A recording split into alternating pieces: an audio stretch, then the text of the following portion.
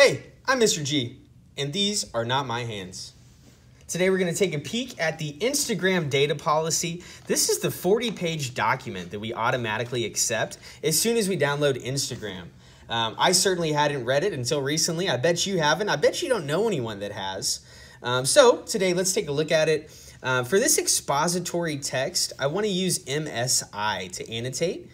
See if we can get through some of this dense language and find out what this policy is really telling us, what the main ideas are, and any inferences that we can make about it.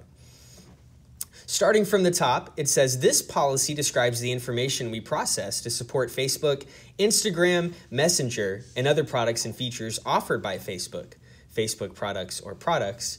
You can find additional tools and information in the Facebook settings and Instagram settings. The first thing we should consider is what is the purpose of a data policy? I don't think we found out enough information just yet, but I suspect under subheading 1, we'll start to find some clues.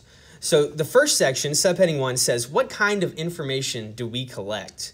For this section, we're going to want to consider the main idea, supporting details, and an inference we can make, like we always do with informational texts. So starting under what kinds of information do we collect? To provide the Facebook products, we must process information about you. The types of information we collect depend on how you use our products. You can learn how to access and delete information we collect by visiting the Facebook settings and Instagram settings.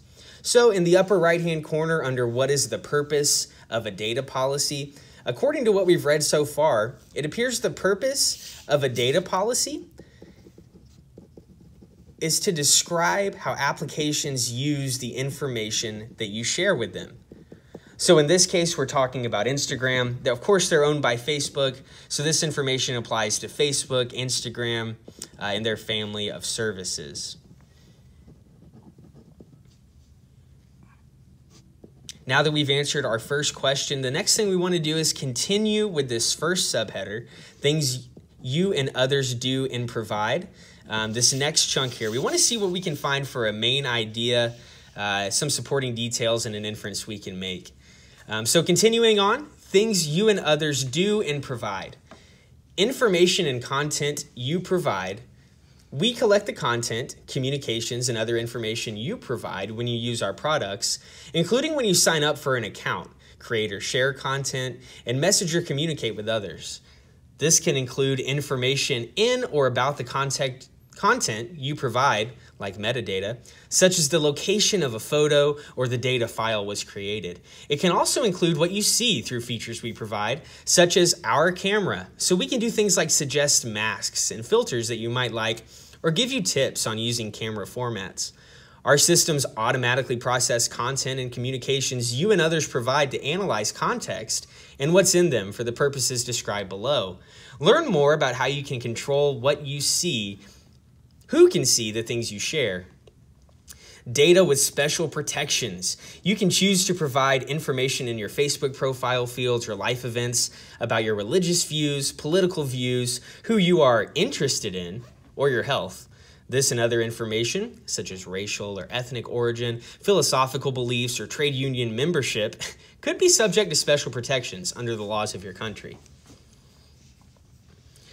The next part under our first subheader is networks and connections. We're still thinking about a main idea for this section. We're just still working on getting through this section. Networks and connections. We collect information about the people, pages, accounts, hashtags, and groups you're connected to and how you interact with them across our products, such as people you communicate with the most or groups you're a part of. We also collect contact information if you choose to upload, sync, or import it from a device, such as an address book or call log or SMS log history, which we use for things like helping you and others find people you may know and for other purposes listed below. Your usage.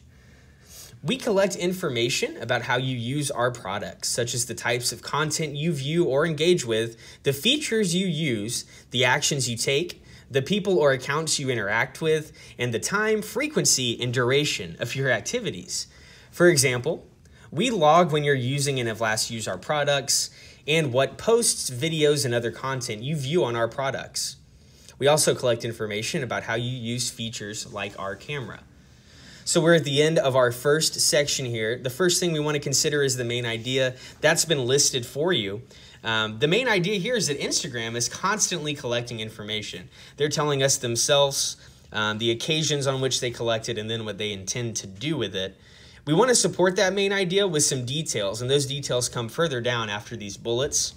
You'll notice the first detail is this first sentence under networks and connections, mentioning how they collect information from you in the activity that you do on Instagram. Another detail supporting our main idea of information collection comes in the first sentence of your usage, and it mentions some more detail about exactly how they are tracking you.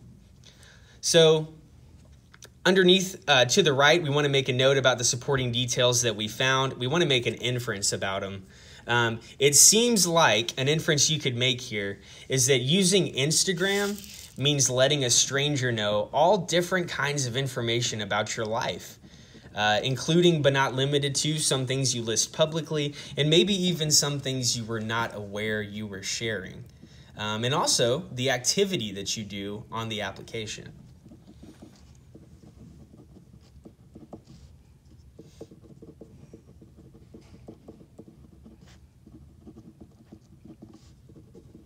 So this brings us to the end of our first section of our 4-page document. There are at least 3 remaining sections that I would encourage you to take a look at this time. There's some helpful notes on the side. Follow the plan that we've done here on the front page, and I can guarantee success for the rest of the document. It is quite dense. It's quite complicated at times, but if you take it step by step and you use your annotation strategies, you'll be able to get through it and understand it in just one class period. Bye.